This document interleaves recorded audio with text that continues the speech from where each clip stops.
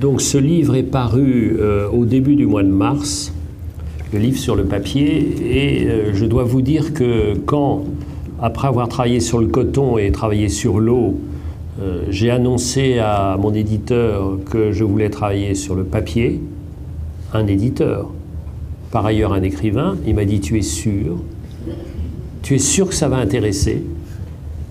Et tous les gens qui ont lu le papier, et je dis ça parce que ça vous concerne aussi directement, donc on a dépassé 110 000 exemplaires en 3 mois, tous, sans exception disent, on ne savait pas que c'était aussi intéressant. On ne savait pas que le papier était aussi riche, et on ne savait pas que le papier était aussi divers, et on ne savait pas que le papier était le lieu d'une telle innovation permanente. Tous m'ont dit ça. Alors j'ai un peu de honte à avoir écrit ce livre, parce que évidemment c'est un résumé de toutes ces richesses, et je dois dire que depuis l'année dernière, j'ai vu des tas d'autres potentiels se développer. Notamment sur le méga-papier, sur des tas de choses, allant plus loin dans l'impression électronique, allant plus loin sur les barrières, etc., etc. Sur l'emballage, on pourra entrer un peu plus en détail, mais je suis sûr que dans les 3 catégories de papier, le graphique, l'emballage et puis les tissus, en tout cas, le premier, on va résister tant bien que mal. Il y a des tas de choses qu'on peut faire. Enfin, la tendance n'est pas forcément à la croissance.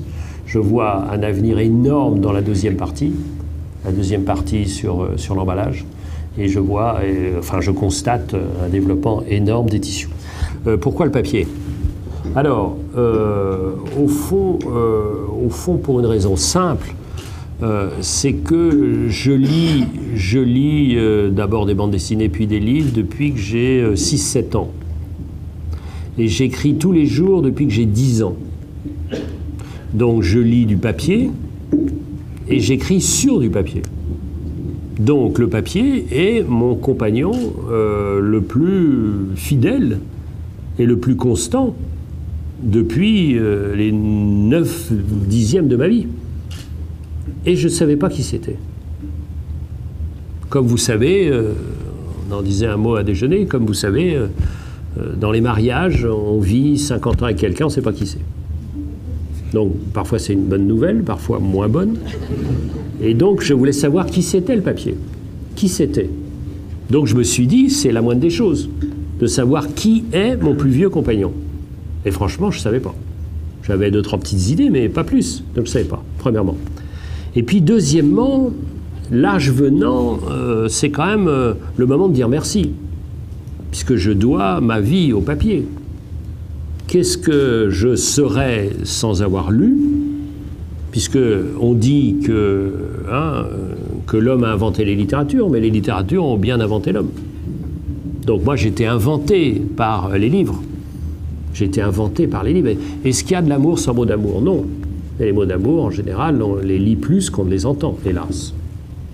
Donc c'était à la fois un besoin de connaissance et un besoin de reconnaissance, de gratitude, de dire merci. Et très vite, je me suis rendu compte que le papier était pas seulement un support magnifique, dont j'allais voir au fil de mon enquête à quel point il était magnifique, mais c'était en même temps un personnage. Parce que l'histoire du papier, c'est quand même hallucinant. C'est 2200 ans d'invention permanente, de géopolitique incroyable, de batailles, de meurtres, de relations avec Dieu, de tout ce qu'on peut imaginer. Enfin, c'est une histoire extraordinaire, comme personnage même, qui commence dans l'Asie. Ensuite, il y a toute la grande période arabe qui s'ajoute à la sphère asiatique. Ensuite, c'est l'Europe. Ensuite, enfin, c'est hallucinant ce que c'est que le papier. Et dernier point, je me suis rendu compte que le papier était la matière la plus moderne, puisque par nature même, c'est une matière recyclée. On prend des écorces, on prend des textiles, on prend des vieux filets, on broie tout ça, et on a fait du papier. Donc c'est franchement l'ancêtre de l'économie circulaire. C'est déjà une économie circulaire. On prend ça, on met de l'eau, on retire l'eau, tout ça. Enfin, c'est pas un élément linéaire. Donc même quand vous voyez les grandes machines à papier, vous dites tiens, c'est linéaire, c'est plat. Pas du tout. D'abord, ça tourne dans tous les sens, puis l'eau arrive, repart, etc. etc. Donc c'est l'ancêtre même. Et puis, je me suis rendu compte très très vite que moi, en tant qu'écrivain, j'étais du papier. Puisque qu'est-ce que je fais quand je fais un roman? Je recycle. Je recycle. Si je suis heureux, bah, j'écris pas trop. Mais si je suis malheureux, je recycle mon malheur.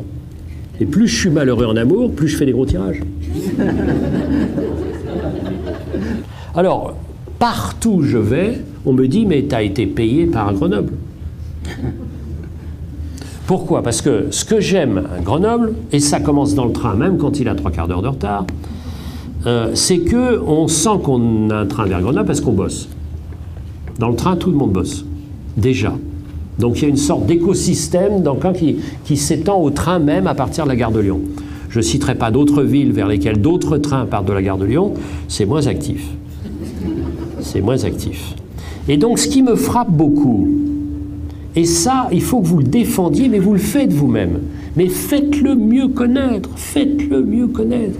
C'est cet écosystème extraordinaire où vous avez la recherche fondamentale, on va en parler, j'espère que vous prendrez la parole, la recherche fondamentale, vous avez l'enseignement avec en même temps des chercheurs, en même temps des chercheurs. Moi, je fais ma 2e visite de Pagora, donc ici, et je vois ce que ça donne.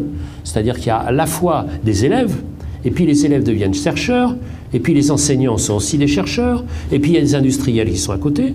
Vous avez un centre technique qui est ma base, ma mère, mon université, et donc le centre technique du papier, où vous avez aussi de la recherche fondamentale et puis de rapports avec évidemment les entreprises. Et vous avez les entreprises.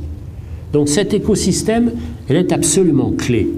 En tout cas, accepter qu'il y ait en même temps un centre de recherche fondamentale, une école d'ingénieurs, un centre technique et l'industrie, et que tout ça soit ensemble, ben c'est ce qu'on voit ailleurs. Et quand on parle des vallées, la vallée, ça veut dire qu'ils sont ensemble.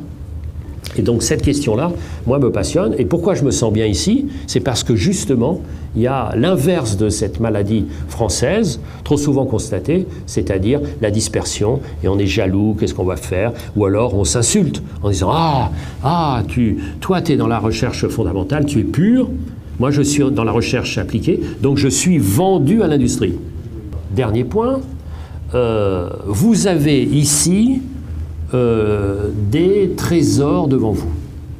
Donc l'avenir est là. L'avenir est là, on en a parlé et on a réfléchi un peu ensemble, rapidement, mais on peut continuer à réfléchir sur Pagora et l'avenir de Pagora. C'est-à-dire que je pense que, évidemment, c'est pas exclusif, mais enfin que s'il y a une chose que je regrette, c'est de ne pas être chimiste, et avec une sorte d'ambition folle, c'est-à-dire de refaire la Genèse, c'est-à-dire de recommencer la création pour que la création soit peut-être un peu plus utile aux hommes en respectant notamment la possibilité de dupliquer, de recycler, que ça dure un peu plus longtemps et qu'on n'épuise pas les recherches. Donc, tout ce qui est fait ici, dans le domaine du verre, dans le domaine de la biomasse, dans le domaine du recyclage, dans le domaine du carbone, de tous ces éléments-là, mais c'est un trésor. C'est évidemment sans fin. C'est bon.